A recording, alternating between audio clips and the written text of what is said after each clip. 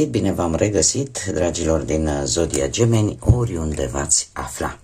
Suntem din nou împreună la o nouă lectură săptămânală, de data aceasta pentru ultima săptămână a lunii noiembrie, mai precis perioada cuprinsă între 24-30 noiembrie inclusiv, așa că toți cei care aveți soarele, luna, Venus, ascendentul în Zodia Gemeni, această lectură este de asemenea și pentru voi. Ca de fiecare dată, nu uitați, este totuși o lectură general colectivă, așa că vă rog să luați decât ceea ce rezonează cu voi, iar restul lăsați-le să zboare în univers, pentru că sigur sunt pentru alte energii care, într-o mai mică sau mai mare măsură, au o legătură cu Zodia Gemeni. Și haideți să începem această lectură cu energia voastră. Care este energia, dragilor mei, din Gemeni pentru această săptămână cuprinsă între 24 și 30 noiembrie? Energia voastră este una, vai, stați așa un pic. Măi, cum le pun golicele aici să îmi facă mie probleme, cred că am astupat, da. Dragilor, energia voastră, nu știu dacă e legată de numărul 28 sau numărul 10, dar vorbește de o invadare a unor limite sau al unui anumit aspect din viața voastră. Se pare că ori sunteți într-o relație destul de dezechilibrată în acest moment și eu aș spune că voi puteți fi foarte bine această domnișoară sau puteți fi foarte bine acest schelet. De ce? Pentru că ar trebui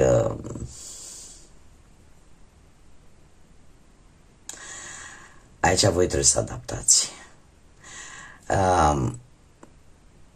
Este foarte complicat, dacă sunteți domnișoara, să convingeți un schelet de problemele voastre. E ca și cum ai încerca să vorbești cu pereții. Și probabil că cea mai bună întrebare care îmi vine acum în minte,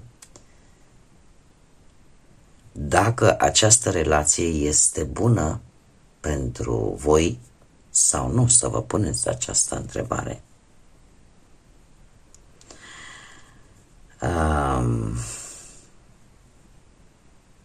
De asemenea, vă puteți afla, știu că nu o să vă placă, dar eu trebuie să-mi fac datoria să vă spun, vă puteți afla în situația acestui schelet, care ce îmi spune?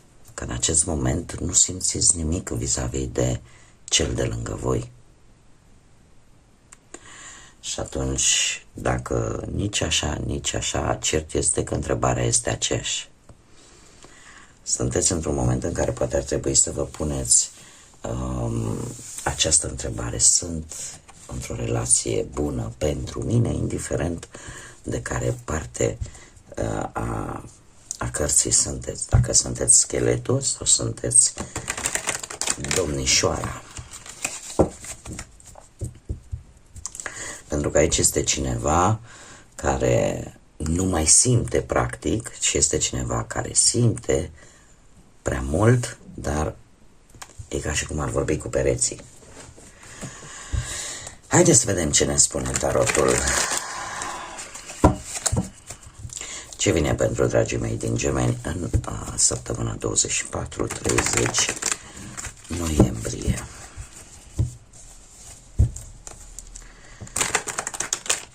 Ia să vedem.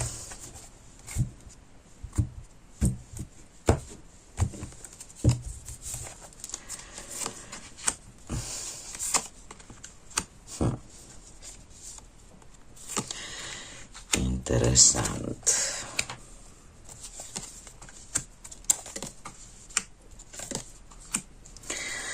Bun, dragii mei.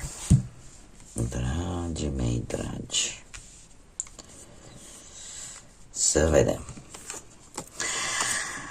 În prezent se vede clar că duceți o luptă și nu de acum, de ceva vreme, pentru a rezolva o anumită situație, care ea poate să fie și la nivel sentimental, cum bine am văzut, dar poate să fie și la nivel profesional, da? Dacă aveți un șef care practic nu-l interesează, nu este insensibil, da? Cam aceeași energie. Nu puteți avea așteptări bune de la acel personaj. Ce ne spune tarotul? Situația prezentă vine cu acest 9 de bâte. Un 9 de bâte care pentru voi simbolizează cineva care a trecut prin multe lupte, care deja resimte o anumită oboseală și care, chiar dacă situația este așa cum este, greoaie, totuși parcă nu vreți să vă lăsați, parcă încă vreți să luptați, pentru că probabil considerați că sunteți prea aproape ca să renunțați acum la ceva, la un scop, la o situație, la ceva pentru care voi chiar ați depus efort, timp, energie. Ce vă poate împiedica? Un as de spade. Vă poate împiedica un as de spade. E posibil să vină într-adevăr o schimbare, chiar fără voia voastră, cu acest as de spade. De ce? Pentru că asul de spade îmi vorbește tare mult de acele situații în care apar, cum să spun eu, apar acele noi idei, acel nou mod de a gândi. E posibil ca ceva să iasă la lumină, un adevăr. Să iasă un adevăr la lumină, iar lucrul ăsta să schimbe total perspectiva și modul vostru de a acționa și felul în care voi vedeți lucrurile.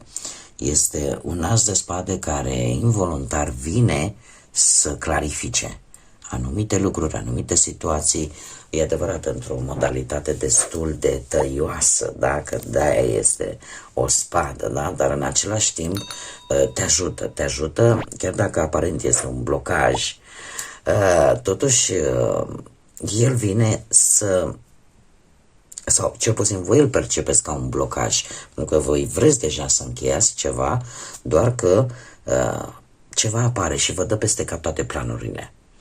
Dar eu zic că vă va ajuta foarte mult să vedeți lucrurile dintr-o cu totul și cu totul altă perspectivă, să vă vină idei noi, să vă vină o gândire nouă și cum vreți voi să acționați, să faceți un nou proiect posibil de viață. Da? Apare ceva nou. Dar în primul rând apare un nou mod de gândire, da? O nouă mentalitate. Ce gânduri, ce așteptări aveți? 10 ăsta de bâte, avem un 9 de bâte, avem un 10 de bâte. Gândul vostru este că, culmea, paradoxal, 10 ăsta de bâte vorbește de o supraîncărcare de multe lucruri, o supraîncărcare de activități, poate pe la locul de muncă sau în general de ceva care vă cam cocoșează, da? Vă asumați poate mai mult decât puteți să duceți. Există o stare de stres, o stare de neputință, de faptul că de multe ori poate pierdeți din vedere lucruri importante, tocmai pentru că încercați să faceți poate mai mult decât ați putea voi. În schimb, ținând cont de acest 9 de bâte, ce aveți voi în minte acum, eu trebuie să termin, am muncit prea mult ca să pierd acum, eu trebuie să termin, nu contează câtă greutate duceți în spate. Da? Sunteți foarte exigenți cu voi și considerați că mai e nevoie de un pas, mai e nevoie de un efort în plus. Ce ar trebui să țineți voi cont? Sau ce ar trebui să vă dați voi seama vis-a-vis de ce aveți voi în minte, ce gânduri aveți, ce așteptări aveți? Că avem un 2 de bâte. Un 2 de bâte care îmi spune felul următor, că ar trebui să vă dați seama că toată agitația asta pe care voi o aveți și care e posibil să fie legată de viitorul vostru pe termen lung, probabil, trebuie să o faceți mult mai planificați. Și trebuie să nu uitați că potențial aveți, dar că poate vă lăsați prea mult influențați de alții sau de anumite situații. Că este nevoie de o planificare, că este nevoie de o strategie și că nu este de ajuns decât acea dorință de a explora, acea dorință de a face lucrurile. Pentru că totuși ar trebui să țineți cont și să vă dați seama că în momentul în care vrei să faci un lucru, dar nu ai o strategie sau nu ții cont de anumite consecințe și de faptul că iar nu ții cont că oricum nimic nu este sigur, poate că ar trebui să le gândiți de 2 ori, să vedeți la ce riscuri sunteți dispuși să vă asumați și la care nu. Pentru că totuși vreau să vă spun că predomină bâtele. În momentul ăsta se pare că într-adevăr sunteți foarte activi, numai că această energie ar trebui să vă canalizați într-un mod cât mai înțelept posibil. Că vreți acțiune, că vreți să terminați, că sunteți agitați, așa, aveți o agitație în această săptămână, totuși nu o faceți aleatoriu, așa, faceți-o un pic organizat, pentru a nu avea și consecințe nedorite. Ce te poate ajuta, ce te poate sprijini, și avem carul, haideți ca și zodie, ca să nu uit, avem rac, avem taur și cam atât. Dragii mei, deci ce te poate sprijini sau ce te poate ajuta, și avem carul, te poate ajuta în primul și în primul rând dinamica pe care tu o ai. Asta da, te poate ajuta. Faptul că vrei să miști, faptul că aveți o anumită hotărâre în deciziile care le luați, dar te poate ajuta cel mai mult faptul de a ști încotro te îndrepți.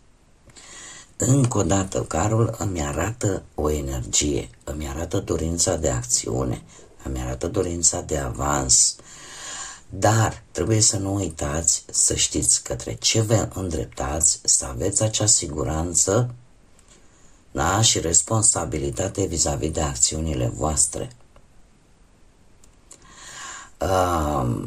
De asemenea, vă mai poate sprijini, vă mai poate ajuta o călătorie care să, într-un fel sau altul, să vă lumineze un pic mintea și să vă aducă un pic de claritate ca să știți cum să abordați o anumită situație sau o anumită problemă în această săptămână.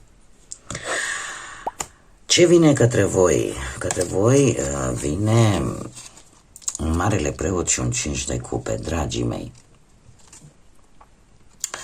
Marele Preot îmi vorbește de capacitatea voastră de a învăța. De a învăța poate dintr-o situație în care ați pierdut foarte mult. Din o înțelepciune pe care ați deprins-o dintr-o experiență nu tocmai plăcută. Aș mai spune că ceva care pe voi v-a blocat undeva, e posibil totuși să fi lăsat niște urmări și acum. O situație, eu aș spune, în care ori nu ați reușit să vă asumați o pierdere sau un abandon din partea cuiva și care în acest moment încă vă macină posibil. Marele Preot în mare parte ne vorbește de înțelepciune, ne vorbește despre lecțiile pe care le deprindem de-a lungul vieții și de, cum să spun eu, de cineva, de o energie care, într-un fel sau altul, te poate ajuta. Nu știu, veți avea de-a face poate și cu vreun profesor, cu cineva mai în vârstă care să vă ajute într-un fel sau altul să discutați despre această problemă care pe voi vă macină. Pentru că este ceva aici care vă dă cu virgulă și nu e de acum, e din trecutul vostru. E ca și cum voi sunteți îndreptați cu fața către viitor, dar totuși e ca o protecție. Încercați oarecum să vă protejați spatele, poate și printr-o atitudine, mare atenție, printr-o atitudine un pic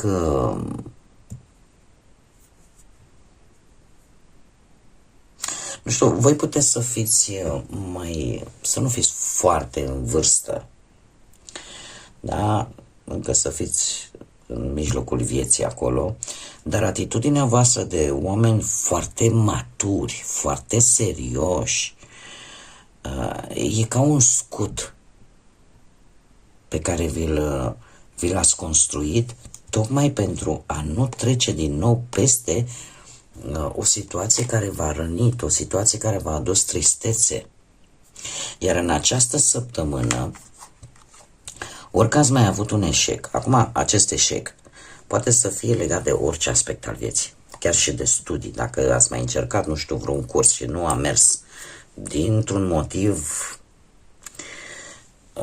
destul de complex, destul de, cel puțin din punctul vostru de vedere, un motiv destul de complicat, dar nu ați reușit să terminați ceva, e posibil să vreți să începeți lucrul ăsta și să-l duceți la bun sfârșit. Dar, în mare parte, eu aș zice că cu Marele Preot aici este foarte important pentru voi, cineva va negocia sau voi veți negocia, mai ales dacă aveți și un ascendent în Taur.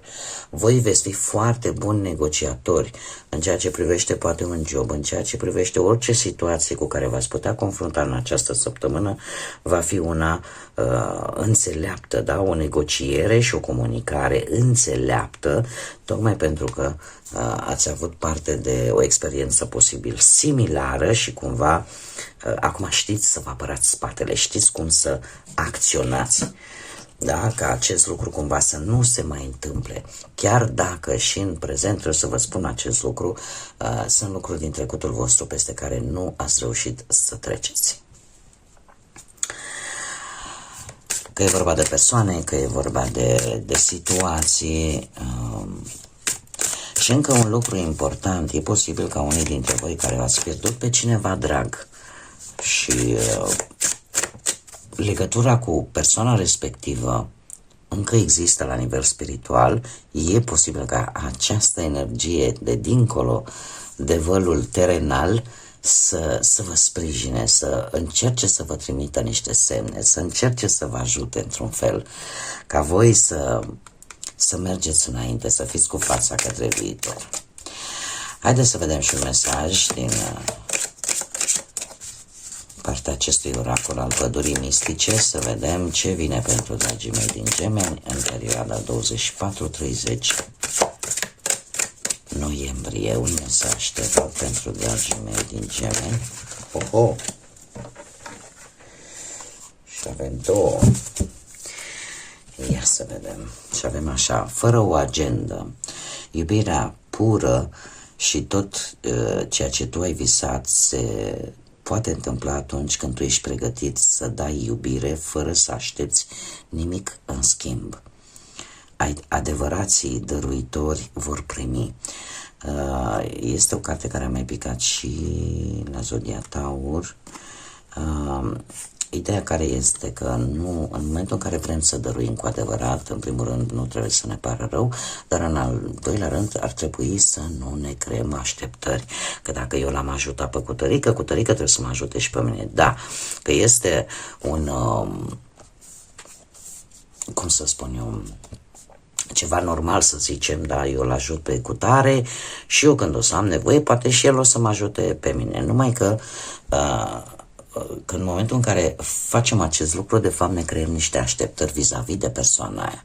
Și cel mai bine este să nu ne creăm aceste așteptări și să lăsăm ca viața în sine, în totalul ei, univers, karmă, destin, liber arbitru, să spună cuvântul. Și cu siguranță vă spun că chiar dacă nu vă creați aceste așteptări, vă spun din proprie experiență că ajutorul vine și vine atunci când avem cea mai mare nevoie de el. Că nu vine de la aceeași persoană, posibil să nu. Dar atâta timp cât nu-mi creez așteptări, nici nu mă va durea foarte tare atunci când nu voi primi acea mână de ajutor când voi avea nevoie, dar karma așa funcționează și voi primi din altă parte sau prin intermediul unei alte energii.